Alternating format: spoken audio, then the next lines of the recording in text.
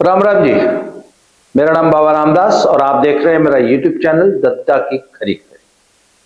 तब अग्निवीर योजना को लेके पंजाब में बड़ी घृणित, बड़ी कुत्सित, बहुत ही घटिया राजनीति चल रही है। और इस गंदी, घटिया, गलीज राजनीति को शुरू किसने किया? ये मोहब्बत की दुकान सजाई है साहब। मैं मोहब्बत का शोरूम खोलने के लिए कश्मीर से कन्याकुमारी जा रहा हूं, ये मोहब्बत की दुकान है।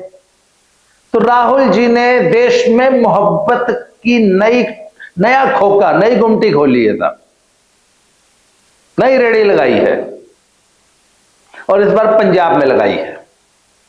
हुआ ये कि पंजाब के एक अग्निवीर जिसका नाम अमृतपाल सिंह था, उसने अपनी ड्यूटी पे, सेंट्री ड्यूटी कर रहा था, वो अपनी ही सर्विस राइफल से खुद को खत्म कर लिया। अब सेना का एक सेट नियम है, प्रोटोकॉल है। सेना आत्महंताओं को बहुत बहुत बहुत बुरा मानती है और इससे सेना के मोरल पे बहुत बुरा असर पड़ता है।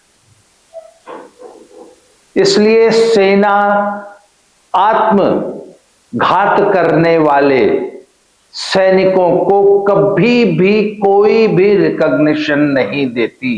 उन ऐसे आत्मघाती के साथ कभी भी कोई सहानुभूति नहीं दर्शाती, उसको कोई सैनिक सम्मान नहीं मिलता है मृत्युपरांत। यह सेना का एक प्रोटोकॉल है। क्यों? यही ये बीमारी, भाई इतना गंदा काम करने के बाद भी अगर आप उसको पूरा मिलिट्री ऑनर दे रहे हैं और पूरा बेनिफिट्स दे रहे हैं, तो ये तो बहुत बड़ा एनकरेजमेंट हो गया कई लोगों के लिए कि यार न्यू कर लो, इस जंजाल से छुटकारा में मिल जाएगा, घर वालों को 2-4 करोड़ रुपए मिल भी जाएंगे, सारे बेनिफिट्स भी मिल जाएंगे। तो सेना नहीं चाहती कि ये बीमारी अन्य लोगों में भी फैले, अन्य लोग भी के लिए मोटिवेशन बन जाए। इसलिए उन्होंने उस अमृतपाल नामक अग्निवीर को कोई मिलिट्री ऑनर या मिलिट्री बेनिफिट्स जो मृत्युपरांत एक सैनिक को मिलते हैं, कुछ नहीं दिया। वो कहते जी हमारा रूल है, हमारा नियम है। उतना किया कि अपने एक आर्मी की गाड़ी में, आर्मी के एक एस्कॉर्ट के साथ उसका शव जो है उसके परिजनों तक पहुंचा दिया, बस, दैट्स ऑल।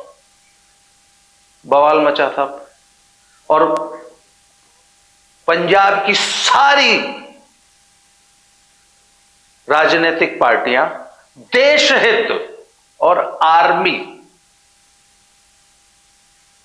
को तिलांजलि देके अपनी राजनीति में लग गई। साडे मुंडे नू गार्ड ऑफ ऑनर नहीं दिता, ओनू कोई प्रोटोकॉल नहीं दिता। इस पे सब पॉलिटिक्स होने लगी। मजबूरन आर्मी को एक वक्तव्य जारी करना पड़ा कि वो सेल्फ इन्फ्लिक्टेड इंजरी के कारण अमृतपाल की मृत्यु हुई है, आगे इंक्वायरी चल रही है, इसलिए ऐसी मृत्यु के कारण he is not entitled to any guard of honour. खैर साहब, अब जिसको राजनीति करनी है वो तो करेगा। मान साहब जो है उसके घर पहुंच गए, एक परिजन को नौकरी का वादा कराए और 1 करोड़ रुपया मुआवजा दे आए। चलिए साहब ठीक है। उसके बाद क्या हुआ?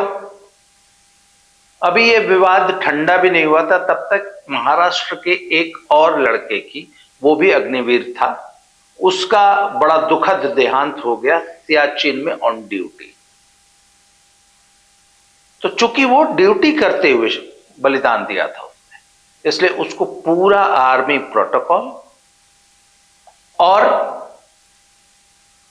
लगभग 1.25 करोड़ रुपया, जो कि उसके एमोल्यूमेंट्स और जो कि उसका बनता था पूरा, ग्रुप इंश्योरेंस होता है, एक्स ग्रेशिया होता है, उसके बाद जो उसने फंड कटाया था उसमें 30% उसका होता है, 30% जो है गवर्नमेंट का होता है, उस पर ब्याज व्याज मिला के वो अमाउंट 1 करोड़ 10 लाख रुपए से ऊपर था, वो उसका मिला।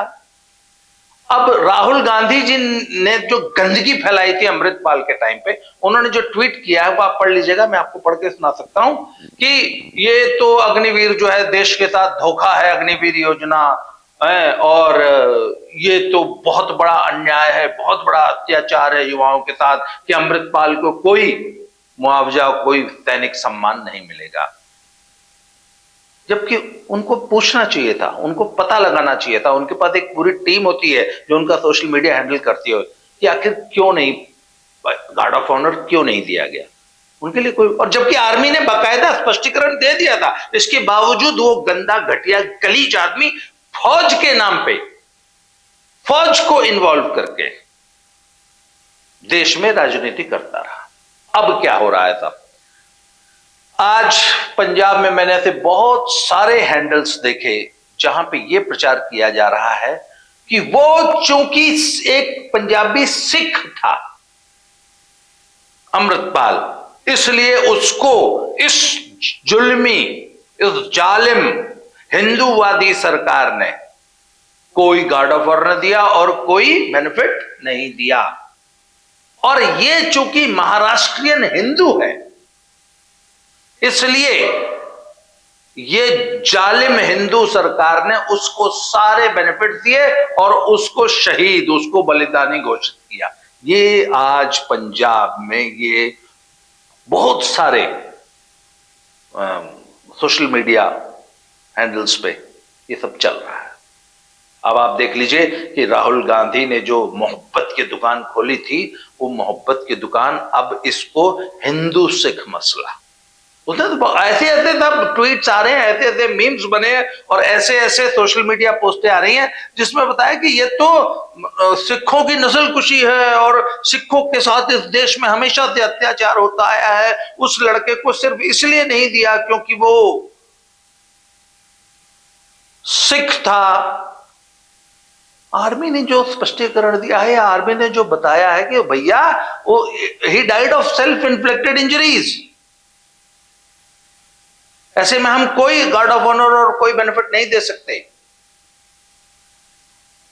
और इनकी इन बातों से आर्मी के मोराल पे क्या असर पड़ रहा होगा, इन दो कौड़ी के टुच्चे राजनीतियों को इससे मतलब है क्या?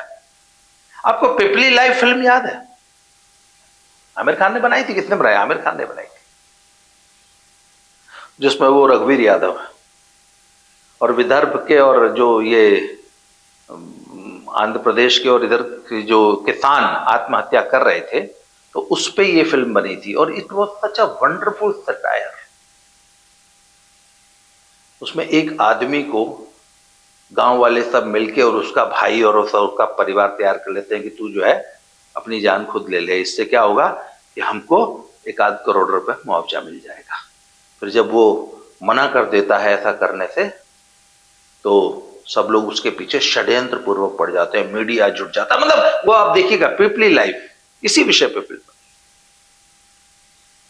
उसके बाद सरकारों ने मना किया कि नहीं, हम खुद अपनी जान लेने वाले किसानों को कोई एक्सग्रेशिया नहीं देंगे, कोई नहीं। इससे तो लोगों को बहुत बड़ा एक मोटिव मिल जाएगा, एक मकसद मिल गया कि अरे भैया अपनी जान ले लो, परिवार को एक नौकरी मिल जाएगी, 1-8 करोड़ रुपया मिल जाएगा।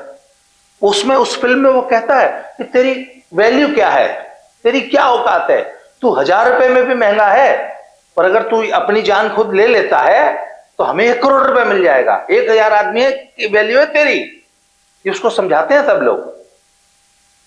अब भगवंत मान साहब, आप उस अग्निवीर के घर 1 करोड़ रुपया और एक नौकरी दे आए। अब इससे मोटिवेट होके, अच्छा आप कहोगे ऐसे कैसे कोई मोटिवेट हो सकता है? अरे भैया होने वाले हो जाएंगे। पिपली लाइव में यही दिखाया है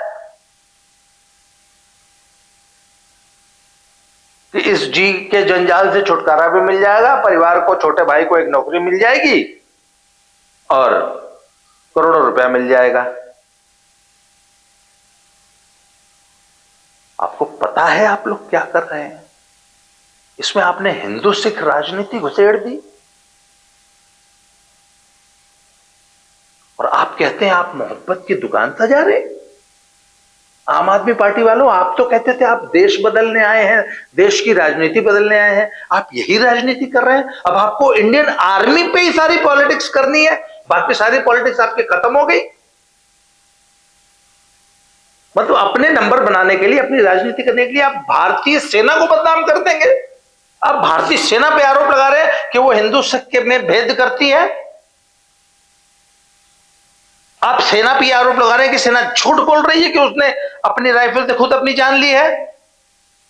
ऐसी क्या दुश्मनी है भैया सेना को अमृतपाल से?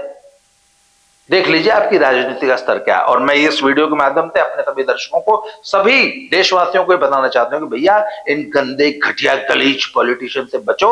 ये वोटों के लिए देश बेच देंगे, ये वोटों के लिए सेना को बेच देंगे। ये इतने खतरनाक लोग हैं, इनको पहचानिए, इनसे बचिए। आज के इस वीडियो में इतना ही, अगले वीडियो में फिर से मिलते हैं। Thank you very much.